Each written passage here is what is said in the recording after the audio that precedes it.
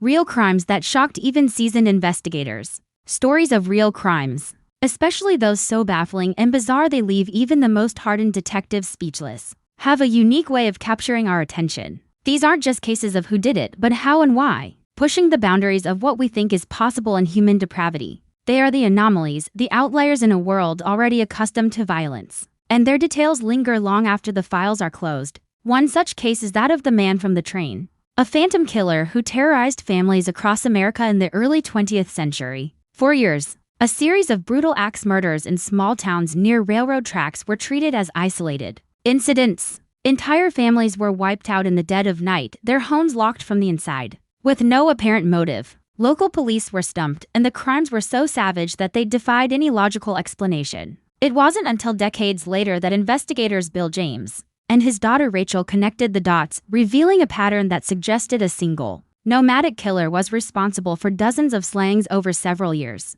The sheer scale and methodical nature of the violence, hidden in plain sight for so long, was a revelation that sent a chill through the law enforcement community. Then there is the chilling story of the Jamison family, who vanished without a trace from the Oklahoma mountains in 2009. Their truck was found abandoned, containing their dog, wallets, phones, and a significant amount of cash. There were no signs of a struggle. 4 years later, their skeletal remains were discovered just a few miles away, lying face down side by side. The medical examiner couldn't determine a cause of death, and investigators were left with a sea of strange clues, including a cryptic, hate-filled message found scrawled on the family's storage container and whispers of cult involvement and drug deals. To this day, the case remains a perplexing mystery, a puzzle with too many pieces that don't fit, leaving seasoned investigators to wonder if they'll ever truly know what happened on that mountain. These are the cases that redefine the very concept of a shocking crime. They remind us that sometimes the truth is not just stranger than fiction, but far more terrifying.